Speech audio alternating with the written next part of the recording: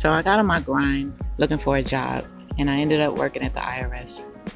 Now it was seasonal, so I knew it wasn't going to be permanent, and then after that I tried to become a correction officer, but that actually only lasted for a few days because the male inmates were freaking me out, so that wasn't for me.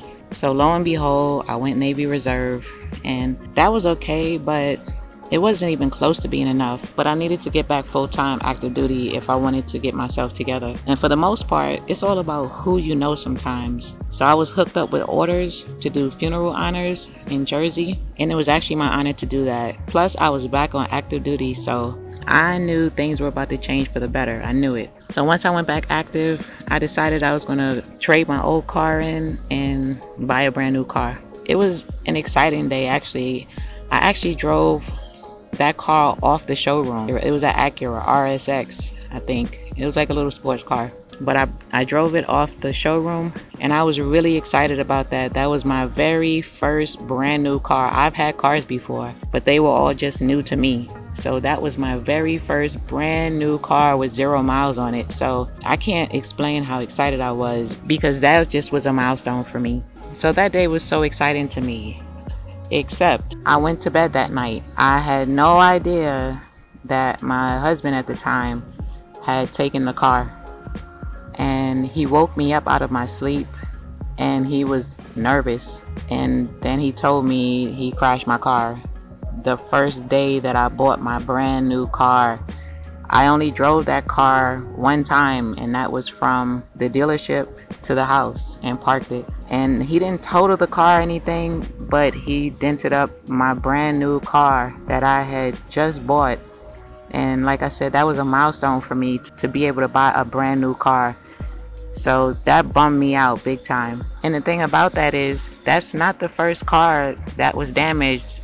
One of the other cars I had, he fell asleep at the wheel and he crashed that car. A different car, I guess I came outside of the apartment building and there was paint splattered all over it. And from what he said, I guess somebody from upstairs dropped paint on it.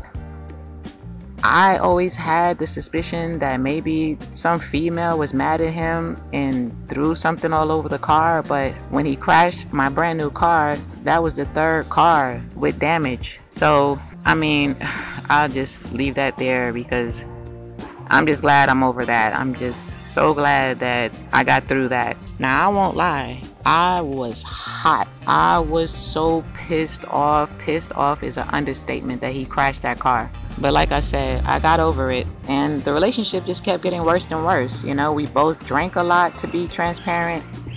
It was just a miserable environment, but he was in his stomping grounds, so he was surrounded by family and friends. All I had was the kids.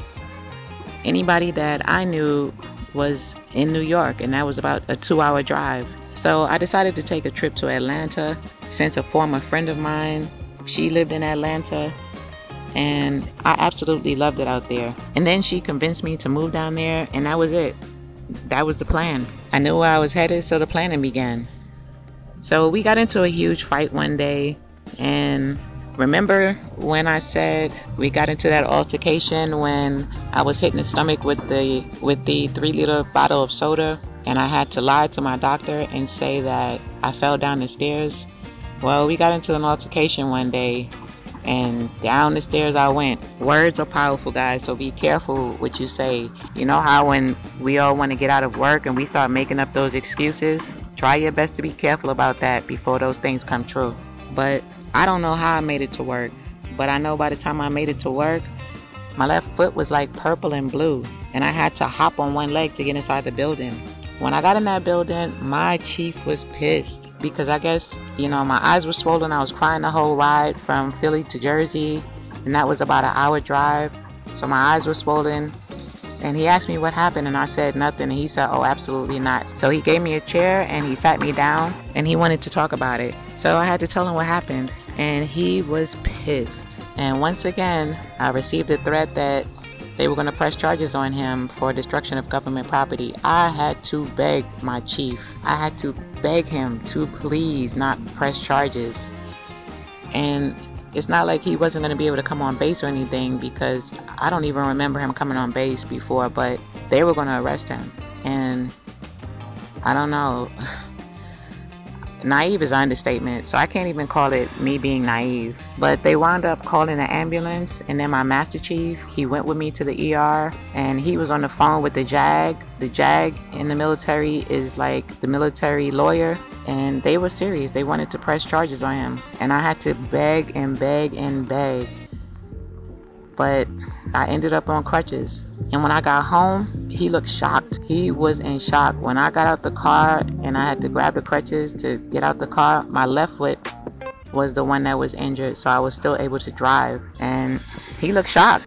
Now, he apologized about 1,000 times. And then he catered to me for about a week. I was on crutches for about a month, and then they switched it to like one of those air casts. And that was awesome to me because I wanted to get back to doing my funeral honors, and I couldn't do that on crutches. But with my air cast, I was able to do funeral honors. So I was happy about that. But unfortunately, you know, things still got worse.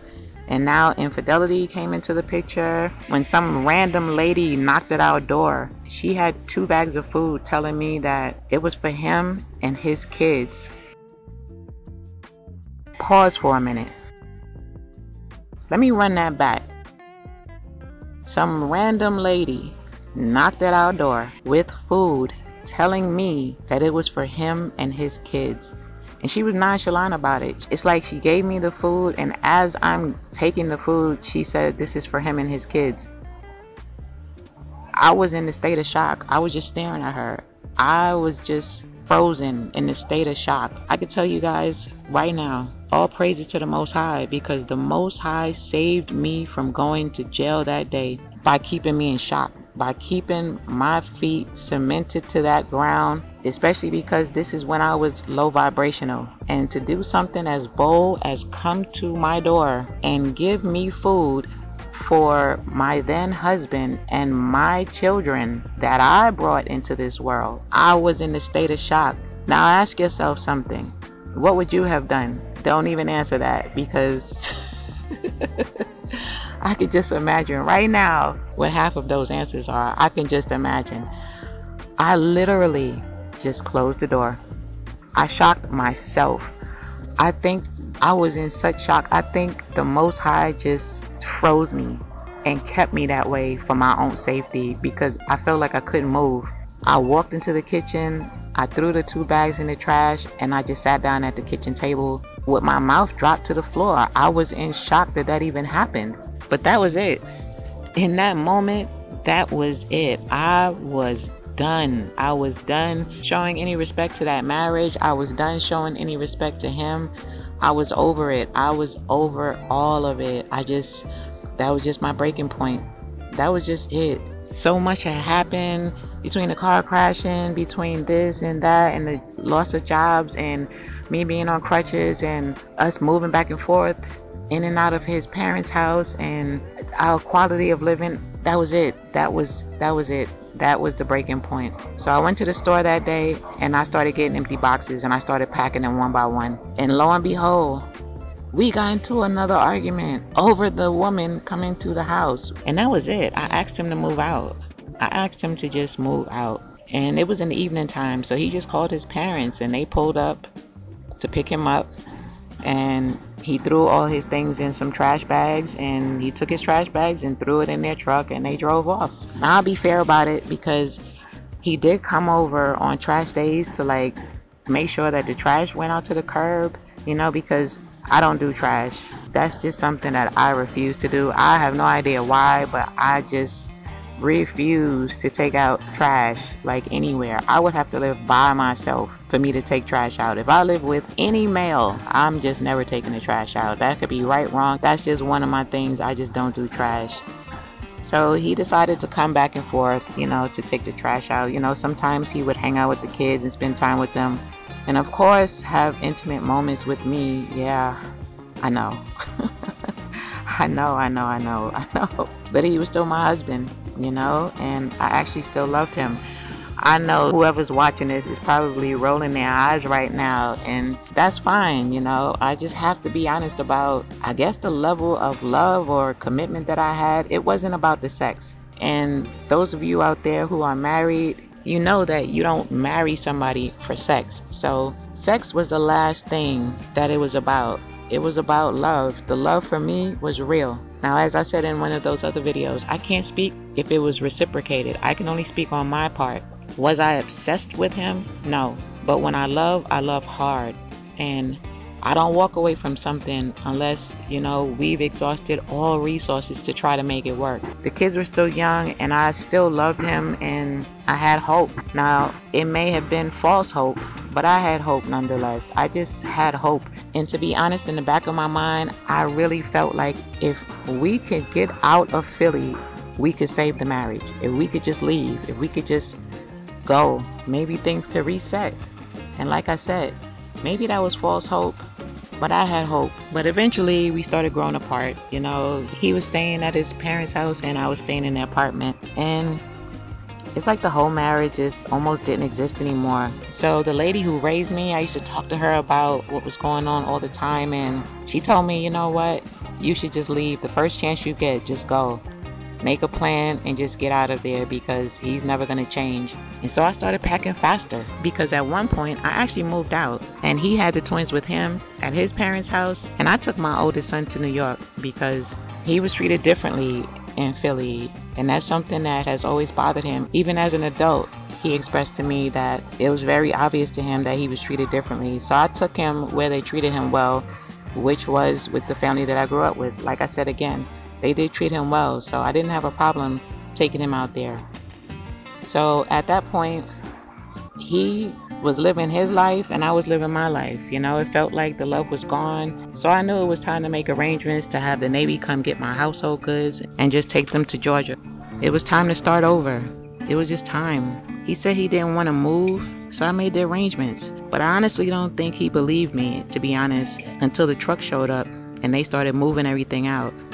He was in shock. He came home from work and when he turned that corner, he was in shock to see those guys moving the furniture out. So much so that when I loaded up the car to get on the road and I took the kids over to see his parents to say goodbye, he actually grabbed the twins and put them in another car. And he said he was coming with us, but not to stay. He wanted to see if I was moving to be with somebody else.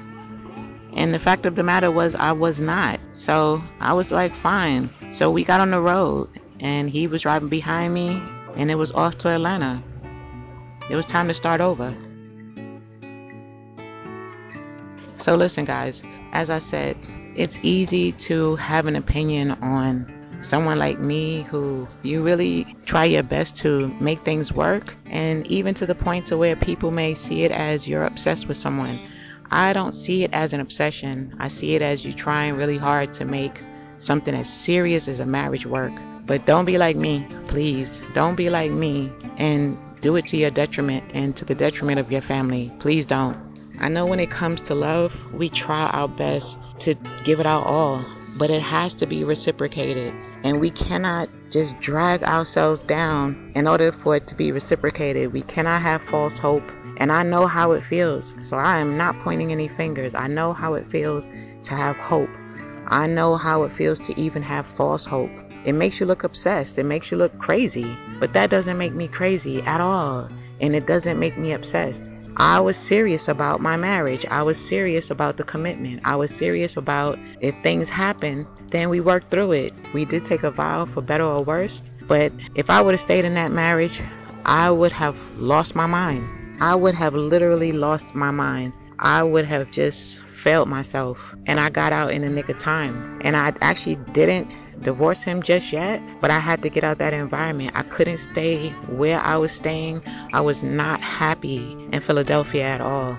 And I'm just trying to be transparent because I always feel like I'm not the only one who goes through things. Other people go through things, and a lot of times they just want to know that somebody else understands them. They just want to know that they're not crazy. They want to know that even though it may look like they're this or they're that, they're leading with their heart. But sometimes our heart can get in the way of us making decisions for ourselves that's healthy. It's all about balance. And with me being able to heal from this situation, it's really put me in a position to where I now have control of balance in my life. I know what healthy love looks like. I definitely know what unhealthy love looks like. I know how to balance things. I know my worth. I know what I will and will not tolerate, and it doesn't affect my ability to be with someone and give it my all, because I believe in that. But it does affect my ability to fail myself. So please, guys, if you're ever in a situation to where you love someone with your whole heart and you're trying your best to make it work, there is nothing wrong with that. There is nothing wrong with trying your best to make it work at all. But there is something wrong with trying your best to make it work and you're doing that work alone. There is something wrong with you trying your best to make it work and it's at your detriment. There is something wrong with you sacrificing yourself to make it work, but that still doesn't make us crazy. That makes us an overgiver. That just means we have to heal from that. That just means we have to recognize it, we have to choose ourselves, and we have to heal from it. That's it.